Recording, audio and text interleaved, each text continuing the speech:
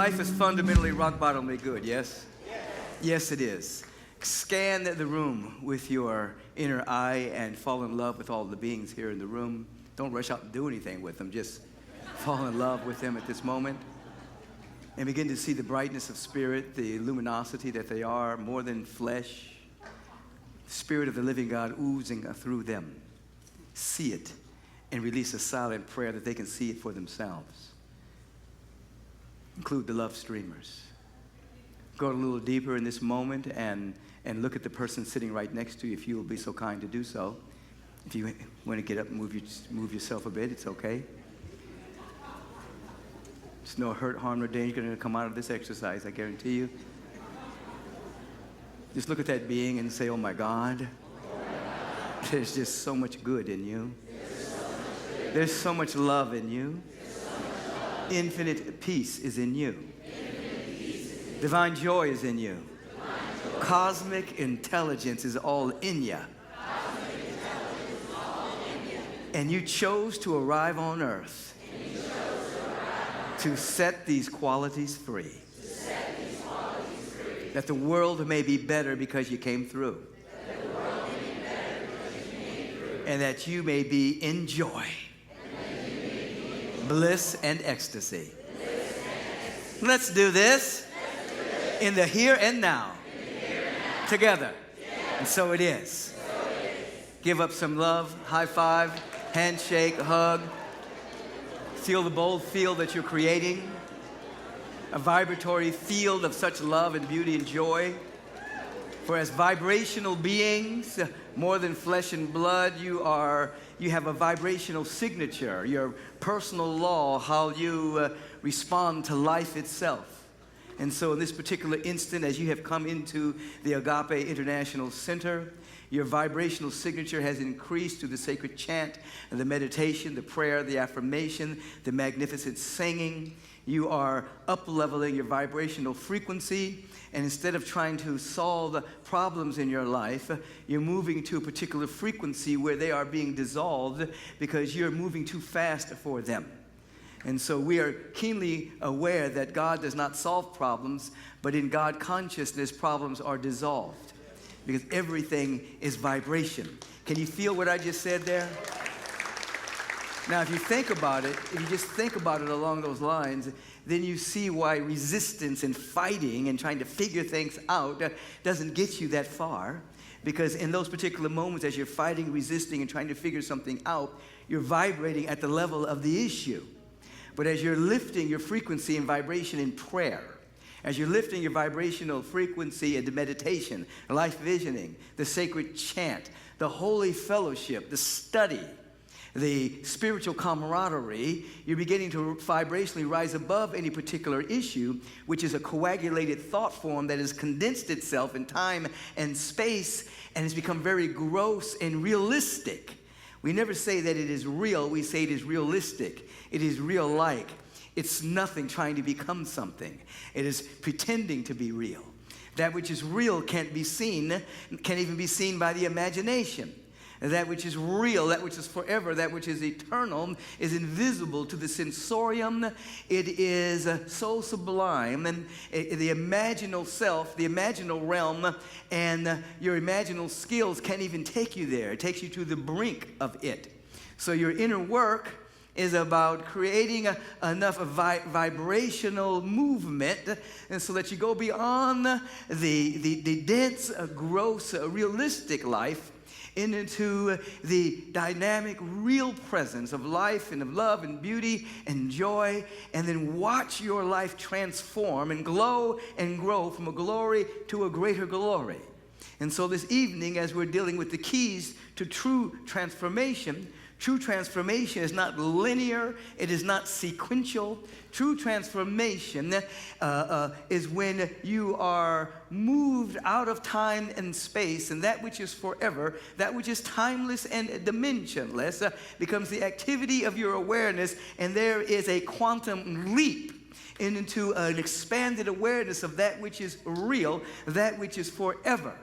And so you are here for that purpose. Now, there are parts of you who have brought you here to be healed. There are parts of you who have brought you here to heal particular things in your life. There are parts of you that have brought you here to make sure your needs are met and that your body temple is whole. There are parts of you that are working with the particular structures of your life so that you can be strong enough for the quantum leap, to be strong enough to hold the vibrational frequency of that which is so real that if the structure isn't strong enough, it won't be able to hold that vibration, and you'll be a little bit too porous to hold the frequency of receptivity, availability, harmonizing prosperity, abundance, and joy, and bliss. You'll leak it out because you're not vibrationally strong enough.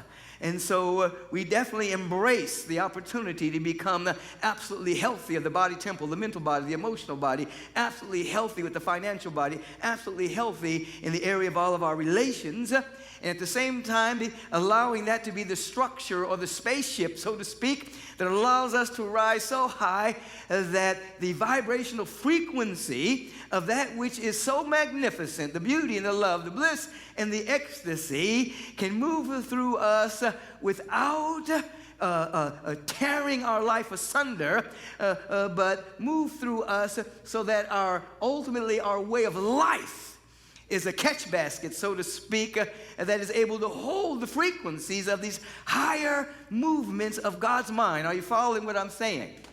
And so one of the first keys to this kind of real, true transformation is, of course, a willingness. There must be a willingness to unfold, a willingness to grow, a willingness to become the next great version of yourself, a willingness to discover places within you that you have feared to look because of their awesomeness and magnificence. The willingness to continue to grow, develop, and unfold to your greatest yet to be. There must be a total willingness, and in the willingness, what you will discover is that you will reach impasses in your life. There will be things that come up that challenge you.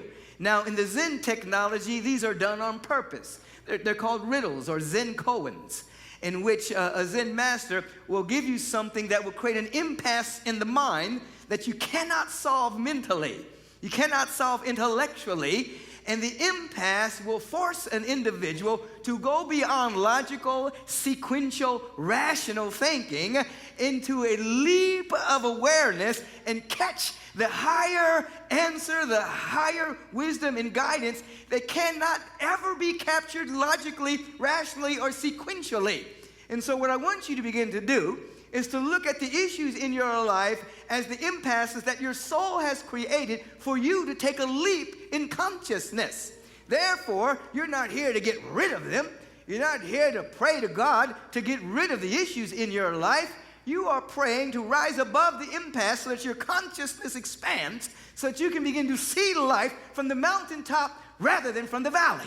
You can begin to see from a whole higher space of life, you see? And so willingness brings this up so that you're not to think, oh my God, I became absolutely willing and began to live a surrendered life to excellence and beauty and joy. And then I began to notice these particular issues that were chronic in my life. This is not the way it's supposed to be. Yes, it is. You are here creating your own koan, your own spiritual riddle. Some of your koans are in the area of needs met. Some of the koans are in the area of physical health. Some are in the area of relationships. Some are in the area of confusion. And so you're not to pray them away. You're to embrace such a pure sense of willingness to be transformed by the renewing of your mind and heart and soul, that you do not conform to the world's perception of reality, but you're being transformed by the continual renewing of your mind through the spiritual practice of affirmative prayer, the spiritual practice of sincere meditation augmented by willingness to become the next great version of yourself, and all of the technologies that will allow, as I said earlier, to keep lifting the vibration and the frequency. So as the impasse arises, the second thing that you do first is willingness, and then there becomes a total willingness to take full responsibility for your life. Full responsibility for everything that's going on with the impasse, the seeming impasse is concerned. So that there's the blame and the shame that the people normally live from when things come up. The surface mind, the ego, this instinct is to find someone to blame for that which is surfacing in our life. It's somebody's fault. And if I can only find whose fault it is, I will be free. If I can only discover the culprit that put this hex on me, that did this thing, then I'll be free. And, it's much like the gentleman that was bragging about his new psychiatrist. And he was telling everybody how great the psychiatrist was. And so a friend asked him, well, why did you go see a psychiatrist? He said, I've been smoking all of my life. And I finally wanted to stop. And he said, oh, that's beautiful. Did you finally stop? He said, no, but at least I understand why. And so individuals want to get to the heart of the matter. They want to find the fault, the blame, the culprit. But that may or may not lead to any surcease of pain or suffering or any liberation whatsoever. And so we, on the spiritual path, with the willingness to grow, develop, and unfold, we begin to embrace full responsibility for our own life. Responsibility does not mean blame, does not mean fault finding. It simply means I'm not looking out there to find fault. I am taking responsibility for my own joy, my own happiness, my own peace of mind, my own prosperity, my own health. It's up to me. I'm taking full responsibility for this so that the energy is not siphoned off into blame and shame and regret. And then we segue into developing a way of life of unconditional love, kindness, generosity, and compassion. A way of life where we begin to practice. This is not something that's done overnight. It's not something that you just wake up and with willpower you're able to do. But you develop a way of life in which you are garnering your intention and attention to love everybody, whether you like them or not. Now, this is why, in the Alcoholic Anonymous treatise, it says there is no justified resentment. There is no justified resentment. And that is when you think you are justified in holding your resentment, then you're basically holding yourself in time and in space at the time a particular infraction occurred, and you can never transform. All you can do is change. Change and transformation are not the same thing. Change is linear and sequential. You can change the color of your hair. You can change your wardrobe. You can change your walk. You can change your speech. You can do all kinds of cosmetic changes. But this is not about cosmetics. This is about consciousness. You see? And so transformation is embracing the non-linear, non-sequential, timeless space that takes over your existence, where you leap into another frequency. And so as you're developing and cultivating an unconditional loving heart, loving everyone. Now, it's difficult. I'll have to admit, primarily because of the instinct to survive at all costs, because of the normalized popularity of hate and division and separation. You see it running amok, the ego running amok in our political parties these days, where it's just normal to create an enemy. It's just normal to talk about people. It's become normal to gossip about people. It's normalized. I mean, you go back a number of years ago, people weren't making millions of dollars to gossip about other people and to find dirt. That was not, if you were a gossip, you weren't a cool person. Now, if you get the really good gossip, you get paid a lot of money. So certain things that denigrate the soul and create a myopic point of view and limit our perception are now popular. And so it is difficult in the human condition to create a life in which unconditional love and compassion, generosity of the soul, and kindness are hip and cool. That's where you come in. You are here to create a life where it is so cool to be compassionate. It is so cool and hip to be loving. So cool and hip to be forgiving. So cool and hip to go for a dynamic peace and a generosity of the soul, because we're speaking vibration here. Now here's the deal. Since transformation is not logical and sequential, when you combine willingness with taking full responsibility for your own life and cultivating a life of unconditional love, there is a leap that takes place. All of the willingness, full responsibility, a way of life that is about love takes you into the timeless zone. And where there is no time, when you transcend time, now you are transcending the impasse that your mind has created for your soul's edification, and real transformation takes place. You're not the same being anymore. You're not the person operating simply just trying to survive and get and acquire, trying to appease your acquisitive appetite. You're now living in a timeless zone of ultimate reality and generating from within yourself this fountain of luminosity, of light and brilliance and beauty and love and joy that's always glowing. You're now living to allow this to shine and express itself. And as I have said over the years, you begin to glow for God. You're not living, moving, and having your beingness in the world that is popularizing separation and bigotry and hate and things of this particular nature right now. You're living, moving, and having your beingness in the world that God has made and is living and is broadcasting throughout all of creation. Thus, when you hear Yeshua ben Joseph, or otherwise known as Jesus the Christ, say, "If I do not find one worthy, I will command the rocks to shout out my name," you'll be able to say, "You don't have to do all that. I'll do it." The rocks can shout it out, but I'm going to shout it out. I'm going to live it. I'm going to shine it. I'm going to glow. I'm going to let the light so shine in me before men that they see the presence of God, come what may. These are keys to real transformation, to true transformation. So the mind is linear, the mind sequential, rational, logical, in time, in space. Transformation, you're touching the timeless realm of ultimate reality. Quantum leap takes place. You're different. There's a shift that occurs. And the closer you get to it, sometimes the greater the impasse. The higher you get on the mountaintop, the stronger the wind blows.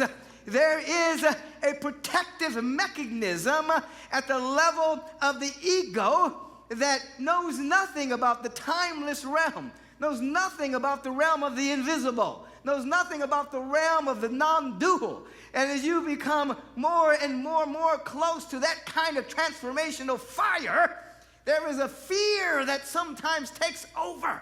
You're getting close. There's an anxiety that takes over sometimes. You're getting close. But here is where you pull on the big W, willingness.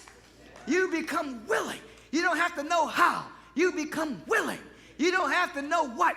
You become willing. I'm willing to be more than I ever thought I could be. I am willing. I am willing. And something happens. And the willingness trumps. I shouldn't probably use that word. The willingness transcends willfulness. Transcends willpower. There's a willingness. God has a sense of humor. Transcends the willfulness, the making it happen. Willingness. Oh, it's heaven. So hear this. Hear, because this cannot be taught, really. It has to be caught in consciousness, okay? It has to be caught, okay? It has to be caught, okay? You know about the Coens. Show me the face you had before your parents were born. That's a popular one, you see. How did the goose get out of the bottle? That's a popular one. So many riddles that you cannot solve. You must transcend the linear in order to catch it. I'm inviting you to look at the impasses of your life, the challenges of your life, as the riddles that your soul has created for you, so that you can't solve them. They can only be dissolved by you expanding your awareness. And your awareness is expanded through willingness, full responsibility, and creating a lifestyle that becomes a way of life. Starts with a lifestyle. Lifestyle is what's popular. You see the books, lifestyles of the rich and famous, lifestyles of this, lifestyles and that, But then ultimately, as you develop a lifestyle of prayer and meditation and generosity, it becomes your way of living. Doesn't go in and out of popularity. This is who you are, is how you live your life. And so with willingness and with full responsibility and the embracing of a way of life, of love, you become a candidate for an insight that's not in time, that catches you. You see, time stops.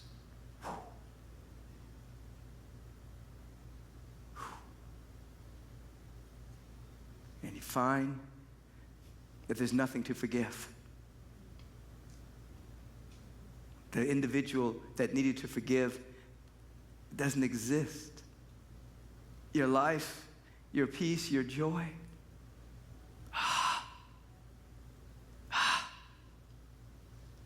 Real transformation is occurring. Real embracing of the beauty and the life and the love. And just as the rose does not need to be forced open to release its beauty and its fragrance, who you are starts to unfold. And included in your unfoldment is the vibrational frequency of all of your needs being met. Included in that frequency is a dynamic piece. Included in that frequency is a pure creative urge of something you've got to express. Included in that is the abundance of the cosmos. According to your uniqueness, it's all included within you. That when the Spirit of the living God recreated itself after its own image and its dynamic and magnificent likeness, there was nothing left out. You've got it all. All of it's in you. You're here to unfold. That you may release it. Such joy, such peace, and you'll understand the great songs and the great scriptures of the world didn't give me this joy, and the world can't take it away. You understand what that means, that there's nothing in time and space that can take the joy from you once it's activated on a heart level. You see, yes, there will be challenges, impasse of the mind, things you can't solve. But you're living in willingness, full responsibility, not blame. A life of love. No justified resentments. Now you're free. Wow. Free.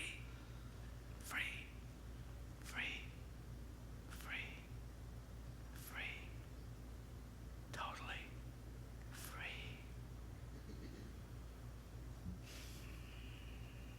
The machinations of the mind that ruminate and love to live in drama start to reform themselves and become a larger catch basket for the rays of infinite good.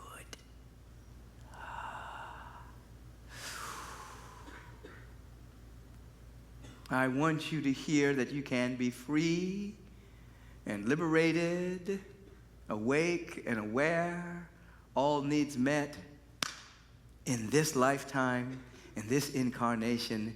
As a matter of fact, in this year that is left, you can be a candidate for a mighty, mighty, true transformation. Do not put yourself down and sell yourself short. Embrace what the presence sees in you and as you. Precious. Totally trusted with all of life. Trust the process. Be willing. Practice, practice, practice.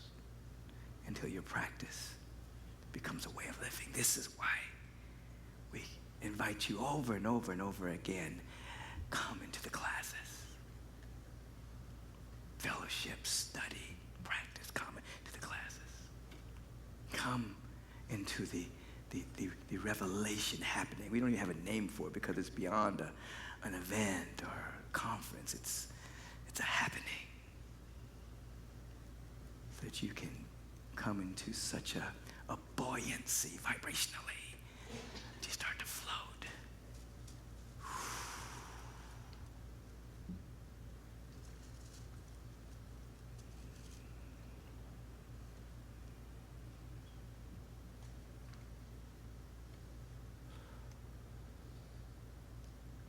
You'll hear some guidance.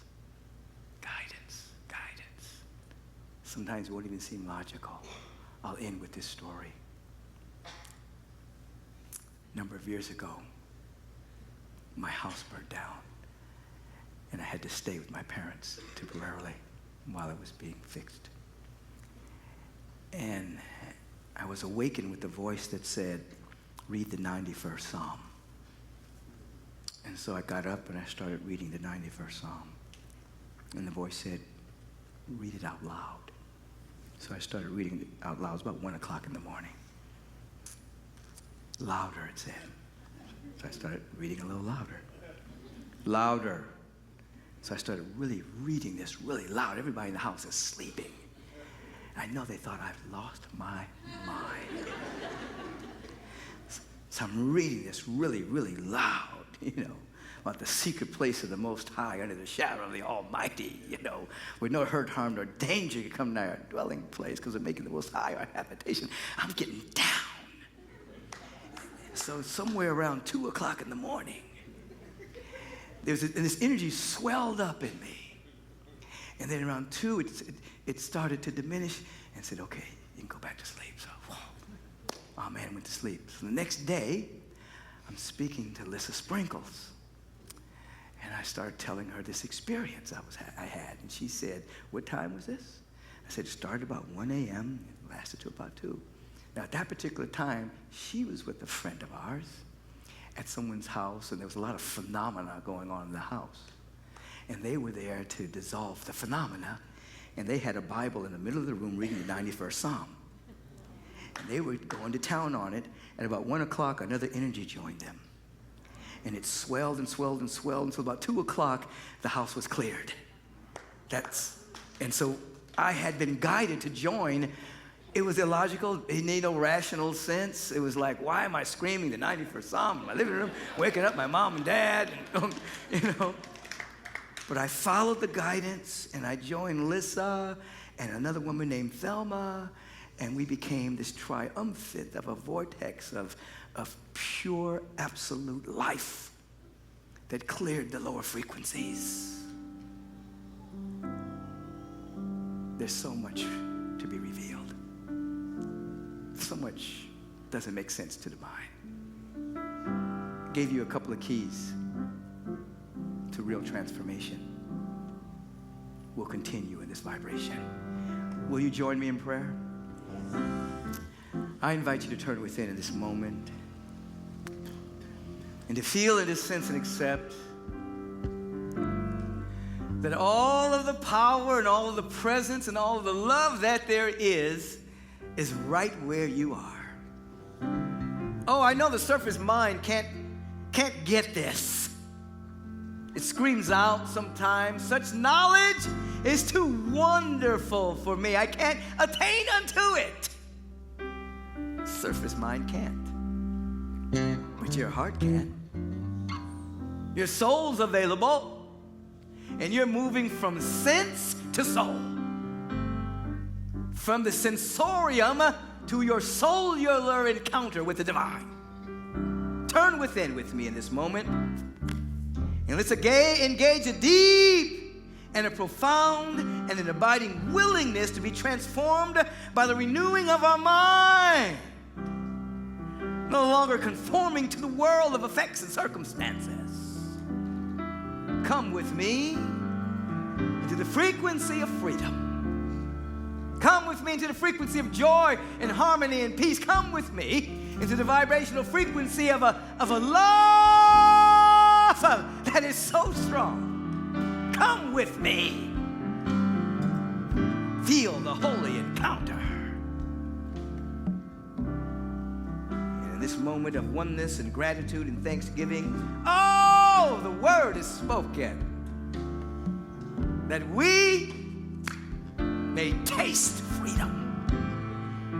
We may taste peace. We may taste well-being. Oh, it's delicious. It's delicious, tasty. Oh my God, the nectar going back on the throat. Oh my God, it's beyond any earthly delight. Ecstasy and bliss. I speak the word. Divine wholeness reigns supreme. Well-being reigns supreme through the body temple, the mental body, the emotional body. Oh, the wealth of the cosmos, the abundance and the absolute opulence and elegance of the entire cosmos. Oh, guess what? That's in us. Please be free. Come on, be free. Be free. Brenda, you got a little something? I want them to feel. I want them to feel. Yeah. Feel it. Pull yourself in me. Oh, that's receptivity right there. Pull yourself into my heart. Oh,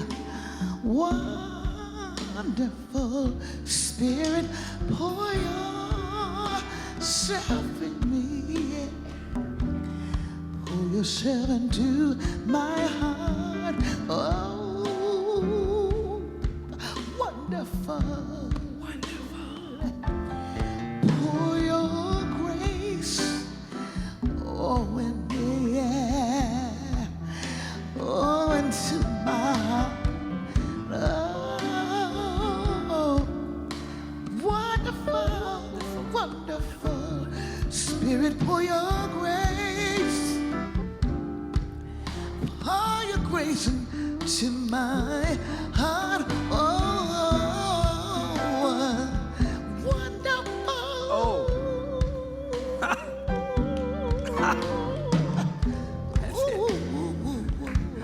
That's it right there. That's it. Oh, take somebody's hand, please. Stretch out and feel the fellowship. Feel the spiritual camaraderie. Feel the divine support all around you.